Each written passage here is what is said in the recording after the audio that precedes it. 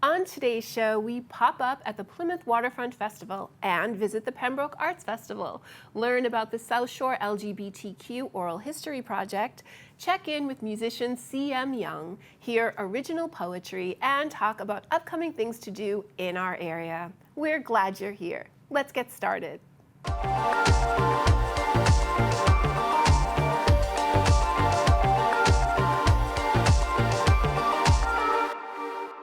Each year, the annual Waterfront Festival presented by the Plymouth Area Chamber of Commerce is a blast and a must-do event in our area.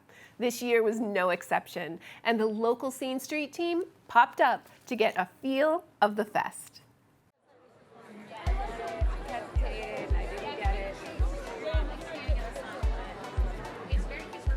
I'm Tiff Phillips, and we're thrilled to be stationed right here at Brewster Gardens for the 2024 Plymouth Waterfront Festival, presented by the Plymouth Area Chamber of Commerce. It's going to be a great day filled with a lot of happy faces, delicious food, and of course, a whole lot of community. Let's see what these folks have to say.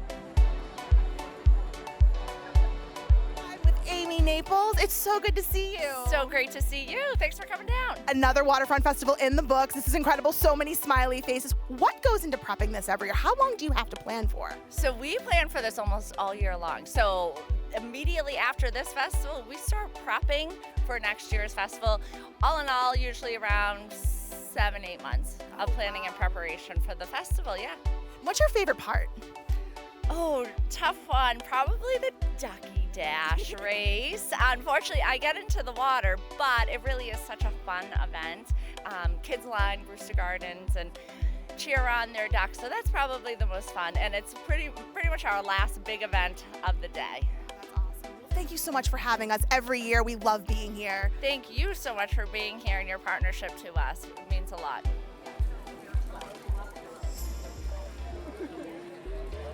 I'm with my new friend TJ, who just moved to Plymouth. Welcome! Hey, thank you. What a wonderful welcome here to Plymouth. Right? Yeah. What have you seen from Waterfront Festival so far? This is actually pretty incredible. So we started at the other end, and we brought Hank today, and we said we'd maybe stay an hour, and I think we're up on the 2.5 hours already. So, oh, wow. And there's so many exhibits and creative things, and the young entrepreneurs behind us. Oh, that's awesome. It's phenomenal. What brought you to Plymouth? Well, we were living in Central Mass, and we wanted to be close to the water, so what better place to be? And how do you like it so far? It is phenomenal. Every night we joke, like, do we really live here? You know, you go walk by the canals or go down to one of the beaches, and it's excellent. Oh, that's awesome. Well, we're so happy to have you. Welcome. Thank you so much. So nice to meet you. Nice to meet you, too. I am with Christopher and Patrick and Cinnamon, of course. What brings you guys to the Waterfront Festival today?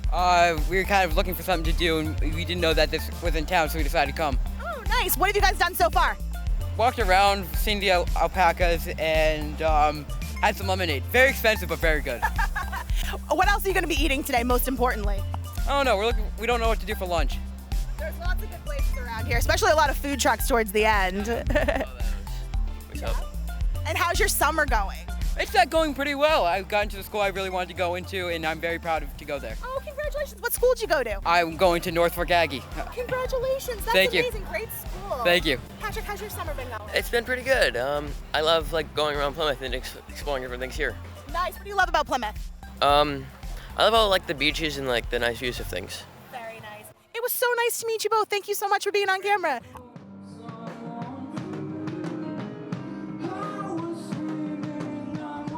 I'm with amazing musician Billy. Billy, nice to meet you. Nice to meet you, Tiff. How long have you been performing? I've been playing for 20 years. And you said classic rock? Classic rock, soul, funk, R&B, all that good stuff. And you work in your own original material? Yes, I do originals and cover material as well. Oh, very nice. What do you love about music? I just love how it makes me feel. You know, I love the sense of community that it creates, and I just love performing, recording. I love everything about it. And you've played at the Waterfront Festival before? Yes, I played 2 years ago with my friend Carlin Tripp, who's also the musical organizer here, and this year I'm performing with my own band. And what brought you back? I love the vibe. It's always beautiful weather, amazing people. The scenery is great, just being right on the water. It's just such a blast. Well, I can't wait to see you perform. Super excited. Thank you. I'm so excited.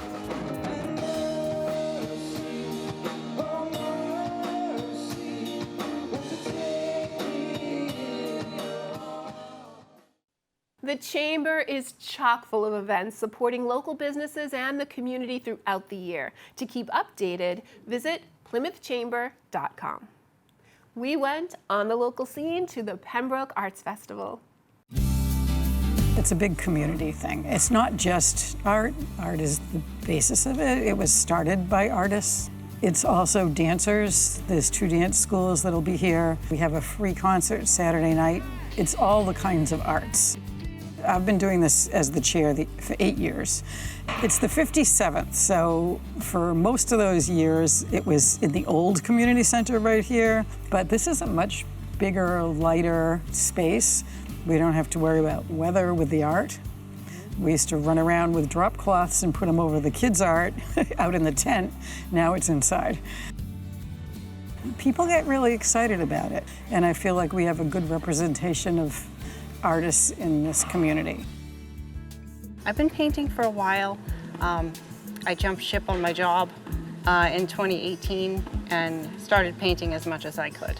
I work in oils. I do landscapes, pet portraits. I'm more of a realist. I like to paint what I see and try and have people feel how I feel about nature. There aren't a lot of art galleries around, so having places to display your art is great. I was very excited and humbled because I've never submitted my artwork before. It's photography, and I submitted 4 pieces, 1 black and white and 3 color, and of those 2 got accepted, and I couldn't believe it. I take the pictures with my iPhone, and I like to take pictures of nature mostly, but I kind of think I see things through the eyes of an artist because I garden, and so I'm used to looking at things and trying to see like the balance and the light and what looks good with what. When I moved to Pembroke from Weymouth in 2006, it was the summer, and I was driving through the center and I saw all the tents, and I thought, what is that? And so I came in, and I couldn't believe that Pembroke had a vibrant art community, and I thought I moved to the right town. It's a lot of fun to be part of it. I started this year taking on a role of PR person, so I'm hoping that through social media that more people are aware, because again, when I moved in 2006, I didn't even know it existed, even though it's 57 years old this year, except I was driving by and I saw the tents. I want to get the word out even more. And especially too, I think pull in more young people, because as a former teacher, I think that's super important, is to have a venue for young people and to have them come up through the ranks so that someday they'll be, here volunteering perhaps. I think it's important to have community support in the arts because, again, I think art is something for everyone and it brings everybody together. There's a lot of diversity in art. There's a lot of different perspectives. There's different voices, and I think it honors all of that. Kids age 6 through 11 who love Minecraft are invited to the Kingston Public Library for the best block party ever, a Minecraft hangout. Come to build, explore, seek revenge against creepers, and have some fun playing the game alongside other fans. It's happening on Wednesday, October 9th from 5:30 to 6:30 in the Children's Activities Room.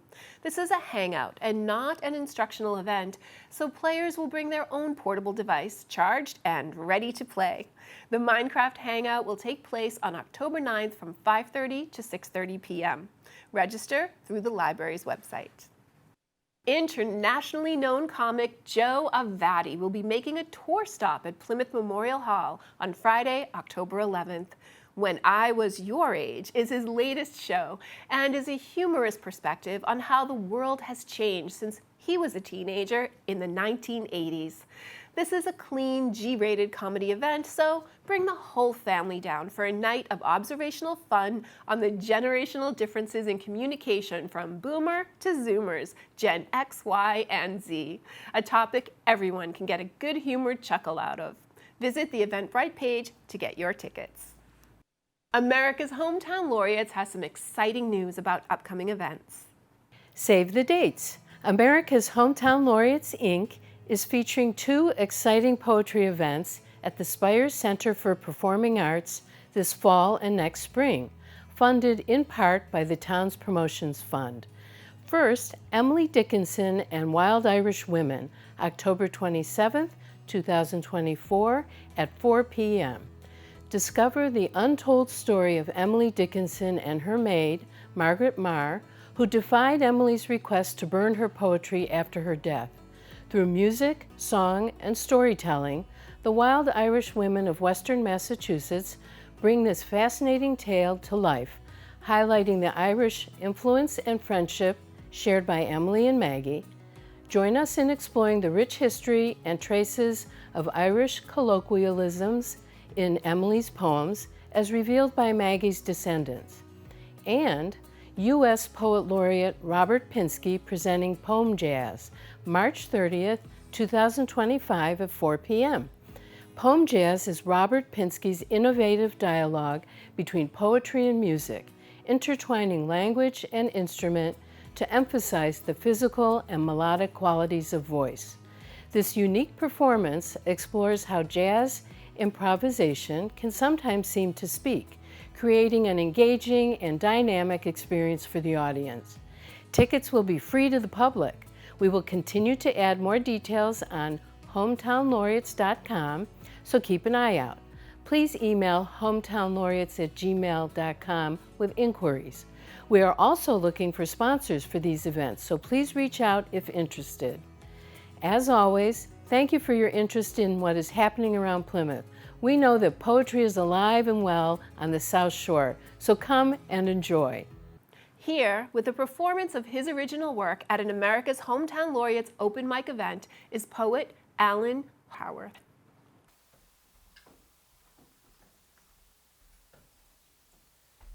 It's nice to watch walk barefoot here. Just a little sand will be all set. Thank you so much for having me. This is a beautiful place. I have 3 pieces I want to read for you today. I can get myself organized here. All right.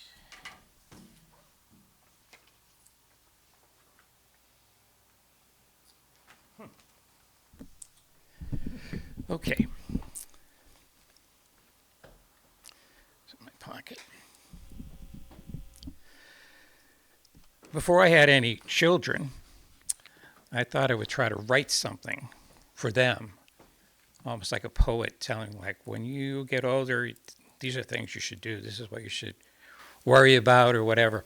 And so this is what came out. This is called A Legacy. Taste a fresh egg that came from inside a chicken that you knew personally. Feel wet spring grass between your toes. Touch knowing skin. Know you are part of a past and part of a future. Laugh until the ache drains out your fingers and toes. Cry over a beautiful song. Feel sperm and egg unite through love. Believe that rational, scientific knowledge does change our world for the better, sometimes. Be honest, even when it be unpleasant.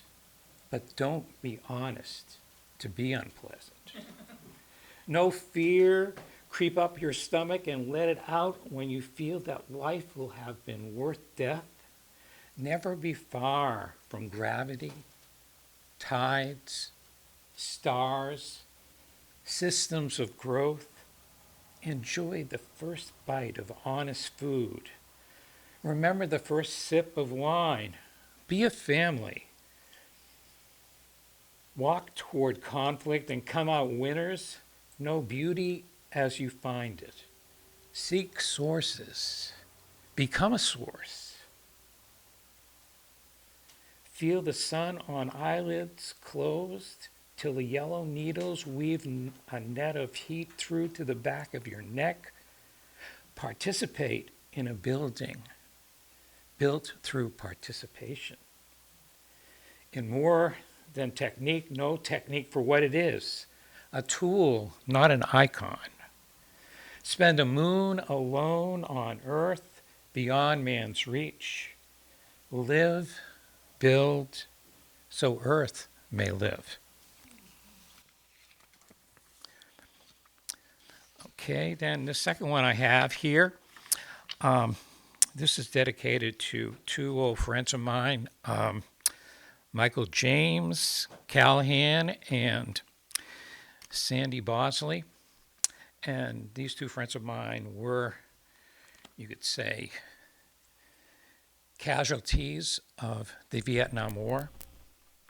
And this poem is for them that I wrote. It's called Standing. When I first wrote it, I want to say that Peter, Paul, and Mary had a song at the time called Where Have All the Flowers Gone? And so originally when I wrote it, and there's a line that I'll read and you'll hear it, it's called, that says October Flowers. And so originally I was going to call it that. But then later on I thought, it's like standing for what you believe in. That's the important part. And so that's what this poem is really about. So, standing for fear my footsteps would falter, I am here on the riverbank, hearing you asking me to put on my armor and wear your colors. You ask, not that I go to battle on the fields of Spain or in the dark forests, but the alleys of despair and the streets of loneliness. You offer your love as my shield, that same love you will use to nurse my wounds, to fight the illnesses that plague my heart. Lady, I shall carry your banner, a white dove on a scarlet field, Dona Nobis Pacem inscribed in the strongest black. And lady, I shall carry your love of this river, of the lonely gull, of these dying October flowers. And lady, my pledge to thee, sworn on the stars, I lay my pen at your feet, for I own no sword. And finally, one last one, and the exciting thing about this one and the first one that I read is that I've never read these in public before. So it's always interesting to try something out. How is this going to sound? Is I going to do something? So this one is probably one of the most personal poems I ever wrote. And it's for one of my sons who unfortunately passed away. He was in the Navy, and he was injured, and they gave him OxyContin. And the only thing was that he came back from being overseas and stuff, and he was addicted to OxyContin. He couldn't get enough of that stuff. And in the end, he died of a massive heart attack. He was only in his early 40s. He's way too young. But it all kind of stems from that. So anyway, this poem is about him. It's called Lullaby for Matthew David. Fresh grief undoes me like a wave washing over me from a distant shore, and for the moment I want to drown in it. Matt, you come to me in a whisper that everything will be all right, that peace will come at last. You ask me to go quietly soaring, because the earthbound life is finally too small. It is like the metaphor of a swing. You shut your eyes tight and it can take you anywhere. And in that dream, I see a young boy's eyes filled with wonder at seeing a netted frog or a face plunging into a birthday ice cream cake. But there are no more birthdays to celebrate on this day in August. Excuse me. But wait. I choose to celebrate you, Matt, in your tragic soaring to life. You are my master sommelier in training. All the times we shared in a good glass of wine, Liquid poetry. Today I choose not to wallow in the thick cloud of sadness, but to celebrate all that was good about your life. So I will run to the vineyards and wineries of our world. And as a warm rain washes me clean, I will raise a glass or two to you, knowing that as you break bread with the angels, that you are telling them what the best wine they should be drinking. Thank you.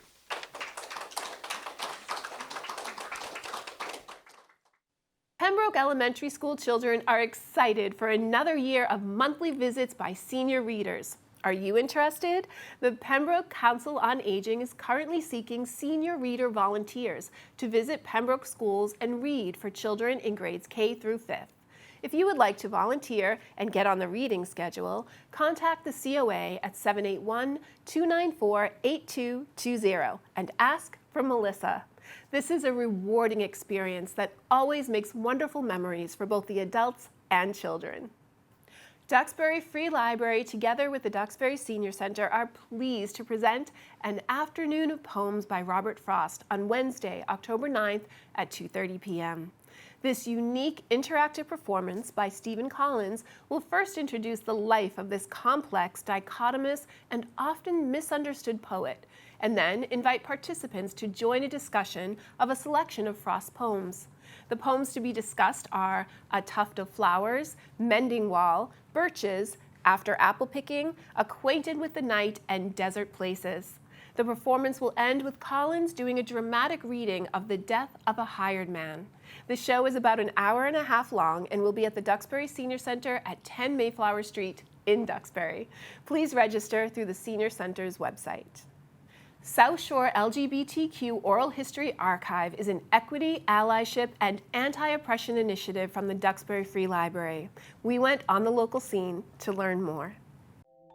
Throughout history, queer people have lived a quiet existence with stories that have remained untold. But over the last few decades, we have seen the queer voice being set free.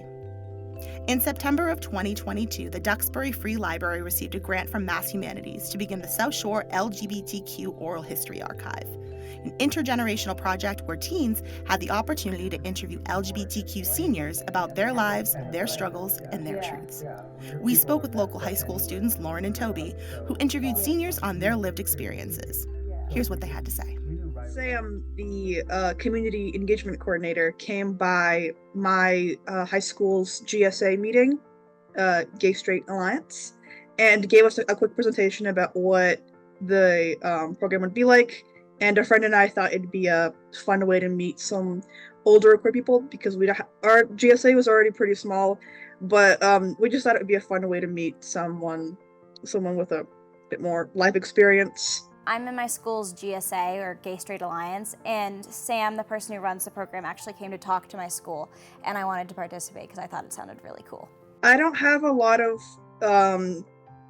older queer people in my life, people that aren't my peers, so I thought it'd be an interesting way to learn more about just like what like regular people did during that time where there was not a lot of recognition for queer people in like government or just like regular society.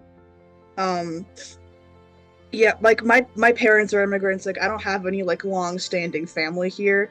I don't have any like deep roots in this nation.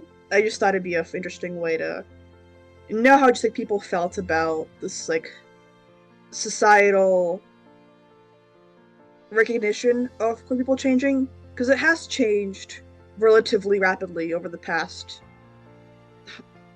however many years. I wanted to learn to sign on this project just because of the history, I guess. I mean, before going into this project and spending my time with the person I interviewed, I knew almost nothing about the queer history of the United States. I pretty much was lost. I didn't know anything about it. I don't learn anything about it in school. I've had very brief mentions of it, and I thought this would be a good way to broaden my learning experience. But I remember I was talking to Dane, the person I interviewed, and he told me that during Ronald Reagan's presidency, he did not say one word about the AIDS epidemic, And because he never talked about it during the time, it was being forgotten about. Well, thousands of people were dying. And that's just a mass population that was being destroyed. And that's not okay to ever happen. And I think we need projects like this so we can remember that and so it never happens again. Because regardless of someone's race or ethnicity or how they identify, they should never be subject to what people, they were being blamed that the AIDS epidemic was their fault when it was not their fault, and they did not have large support from the masses. And I think that in the future we need to support people regardless of how they identify. Reagan was president for 2 terms. You heard him, I'm sure. Yeah. Mm-hmm. In his 2 terms as president, he never once said the word AIDS or HIV. He gave almost 0 money to research to find cures for it. Those people basically said, screw you, we're going to do this on Yeah. You know, if you're not going to help us, we're going to make this work on our own. Yeah. And the gay community was not looking towards the government because they had already had several years of being ignored and blamed. And abandoned, essentially. And abandoned, yeah. Yeah. Yeah, well, your people are messed up anyways, you're screwed up, so God is, you know, this crazy thinking. Yeah. So we knew right away we weren't going to be supportive. Yeah. So I think the gay community, both lesbian and gay people, pulled together and said, we will bring food to people, we will take people to the hospital. Wow. In the early years, even firemen wouldn't go into somebody's house. Nurses wouldn't treat them. In the first maybe 2 or 3 years, they didn't know how it was transmitted. So people were terrified they'd get it, but their humanity didn't override their fear. I think it's something that we as younger people think it was so far away when it was relatively recently, and a really tragic example of how fragile support can be. And within just having those communities and knowing just people who are willing to help you is a very touching thing. The person I interviewed grew up in the 1950s and 1960s, and he didn't even know what the word gay meant until he was 18. And meanwhile, now I've grew up with books that had gay characters in them, so I was exposed to the LGBTQ community since almost birth, and I thank my parents for that and being open and accepting. But I think that people just didn't know how, like, what it was, and so when people came out, not only was it something that the Bible and Christians and many churches were saying were wrong, but it was also just something that was a completely foreign concept. So I think it was much harder to come out just because people didn't understand it and people were not as supportive.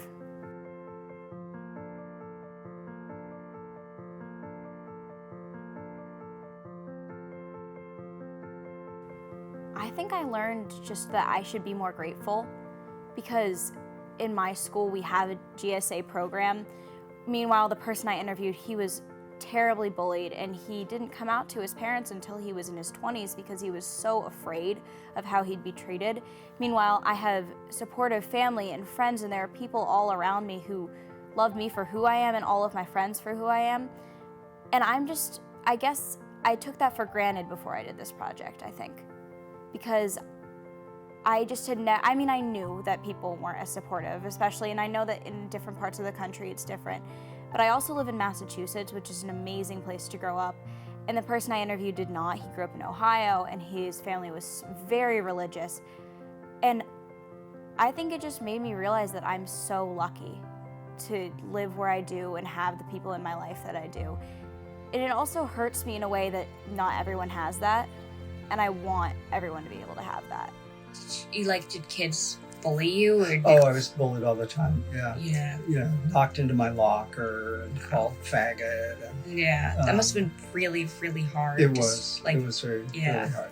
And did that give you a lot of motivation to get out? Yeah. I already knew I wanted to get out. Mm-hmm, yeah. I didn't know what I wanted to do. I didn't know that I could do anything. I didn't have much self-confidence. But you know, I want to tell young people, it's like, all that doesn't matter if you just keep moving forward. Yeah. Because eventually you find your pack. with people. Yeah. You find people who believe in you, who help you see all your strengths and gifts, and celebrate who you are, not for what they think you should be. You know? Exactly, yeah. I think it's definitely not as dangerous physically, like especially here. I think we see this area of the country as like a safe haven for queer people, but it hasn't always been, and it wasn't until relatively recently, like within like a regular lifetime. I want people to hear about these stories, so again, that we don't forget, but also so that we keep fighting, because these people, queer elders, they have fought so long and so hard for us with everything that they've done. They've done protests and rallies, and they have been so insanely brave to come out and be who they are because of so many people who do not support them. And I think their stories need to be heard so we don't go backwards and we keep moving forwards with acceptance. I hope it provides people with some kind of energy to help fix, or not fix, but help their own communities, where if you see the legislation going on in the country that is not that is actively harming trans and queer people around like the South and the West, if you see how much just being an open person can help, so having a kind heart and having the will to help others, how much that can be of use in that kind of situation, where you don't have to have, you know, governmental power, you don't have to have a lot of money, you just have to have, you know, hope and love for others. Learn more about this initiative at the Duxbury Free Library website. The book Tidy by award-winning author Emily Gravett has environmental preservation and sustainability at its heart. On Saturday, October 5th, Tidy will be transformed into an immersive story walk experience along the North Plymouth Seaside Trail, the 1.2-mile path connecting Nelson and Cordage Parks. Kicking off at Nelson Park at 10 a.m., you'll be able to walk along the trail while learning about all the elements and wildlife that surround you, as you also follow the story of Pete the Badger, whose need for neatness causes a chain reaction of environmental consequences. Story Walk will be up until Monday, November 4th. The trail is both stroller and wheelchair friendly. This Story Walk project is a partnership between Plymouth Public Library, Plymouth Open Space Committee, Sustainable Plymouth, and Plymouth's Department of Energy and Environment. The future is written in the cards, and they're telling us that you should not miss Friday, October 4th, the final Friday of the Plymouth Antiquarian Society's Spiritual Readings and Tarot Cards fundraiser for the Spooner House. From 5 to 7 p.m., spiritual organizations, Go Beyond the Gates, Kindred Spirits, and Silver Moon Tarot will be performing tarot card readings in the beautiful setting of the Spooner House Museum. Our crystal ball is revealing that space is limited, so visit PlymouthAntiquarian.org to get your tickets.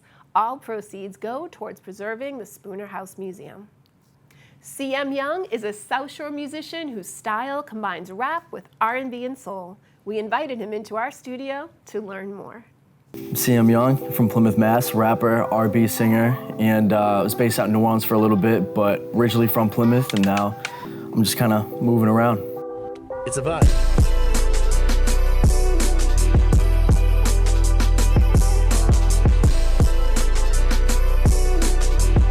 It's just the beginning right here. This is the first beer of the night. I started making music at 12, and I love taking actual stories from my life and like putting them on paper. I would start doing that, and then it just transpired into songs. Yeah. So much on my plate, but what's on the menu? Living on the hotel, day trip. Eat at the venue, I see that attention. Anything artistic, I really would just like gravitate towards. Just like I feel like drawing, you release your feelings, but when you write it down, you can specifically say like how you're feeling and all that, you know.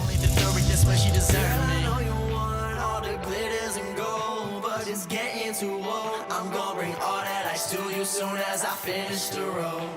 And if you can't respect it, then I'm finished with you.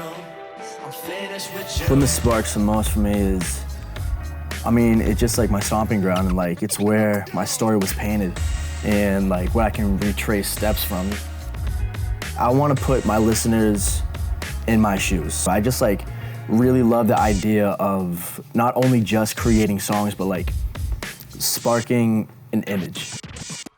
For example, when we did Flowers on the Floor, that was a song about like growing up. And there was like a certain thing that happened in a house on Taylor Ave in Manomet. So I had my little cousin play it, younger me. My older cousin played a cop. It was so cool. It was such a low budget setup. I mean, what I hope people take away from my music is if you listen for 3 minutes to my music and that can take life out of your head for a second, whatever you're going through, then that's great. And I believe any song make you into a good mood, of course, and then it's cool because their songs, everybody has that like brings you back to like a certain time, nostalgic and everything. So I just like making songs that I'm feeling that are very like nostalgic and feel good. And I feel like that energy can go into other people's when they hear it and stuff. And it's cool because people be like, oh, I was listening to Sunday morning, like when I was making my coffee, and I was like, oh, okay, so it's actually working, you know.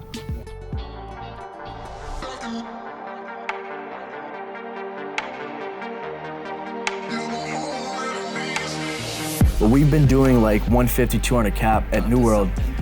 So now we're gonna try to move to Memorial Hall. And I am possibly collaborating with a famous Plymouth brewery company. If that happens, then there's gonna be a lot of cool things with that.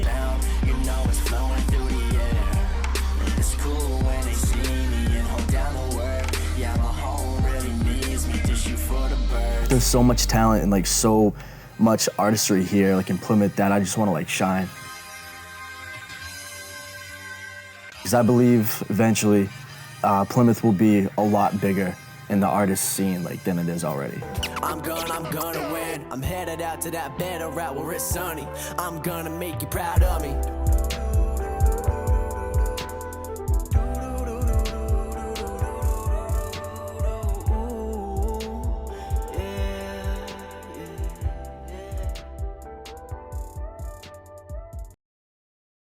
Free and open to the public. On October 6th, the Sunday afternoon concert series at the Art Complex Museum will present Georgian-American pianist Anna Glig, recipient of the Alfred Cortot Prize at the Tbilisi International Piano Competition for the best interpretation of romantic music. She has performed internationally in Europe and the United States in solo and chamber settings, lives on Cape Cod, and is currently music director at the First United Methodist Church in Chatham. Also featured will be flutist Karl Gutowski, who has been performing in solo and chamber music settings for over 30 years, including recent performances at Carnegie Hall's Weill Recital Hall, the Cultural Center of Cape Cod, the Cape Cod Museum of Art, and the National Opera Center in New York. The 90-minute concert begins at 4 p.m. Seating is on a first-come, first-served basis, so we recommend arriving early to secure your seat. If the walls of historic houses could talk, they might relate stories of mold, broken bricks, cracked foundations, and rotten frames imposed on their structure by the passing of time. They'd also likely warn of the unforeseen issues and immense challenges found in restoration projects. On Thursday, October 10th, the Pilgrim Hall Speaker Series welcomes Lee McColgan, author of the book A House Restored: The Tragedies and Triumphs of Saving a New England Colonial. In an engaging 2-hour presentation, he will share his personal journey, a house restoration project that changed the course of his life, prompting him to leave his job in finance to become a specialist in historical restoration contracting, preserving historic buildings, houses, and properties across all time periods. His book is a memoir steeped in history, chronicling the painstaking but ultimately rewarding restoration of his 300-year-old South Shore home.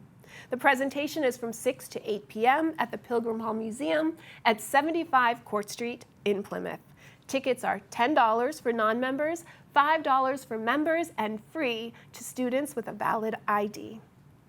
What makes a good story is the compelling question that will launch Write Your Own Story, a fun creative writing workshop led by middle grade author Erin Petty on Tuesday, October 1st at 4:30 p.m. at the Plymouth Public Library. Geared for kids grades 4 through 6, workshoppers will explore the process of crafting a story by creating a world populated with heroes and monsters of their own design. This hour-long workshop promises to spark inspiration that will go beyond the walls of the craft room at the library. Please register ahead of time through the Plymouth Public Library's website. And if you want to borrow and take home an example of stellar storytelling, be sure to check out Erin's books, The Peculiar Haunting of Thelma B. and Thelma B. in Toil and Trouble, both available at the library.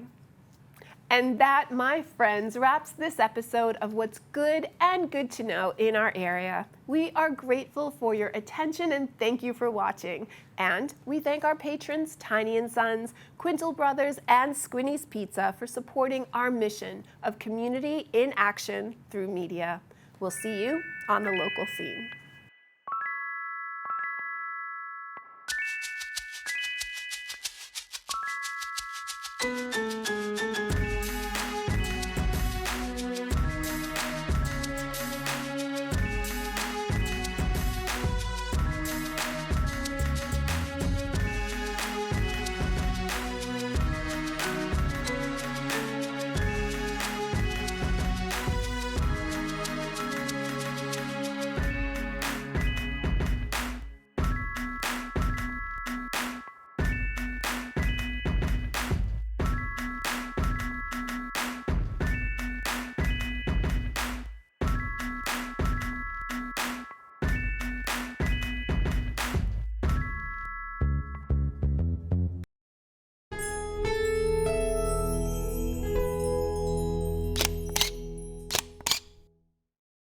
For more of what's good and good to know on the South Shore of Massachusetts, hit the subscribe button, and thank you for watching.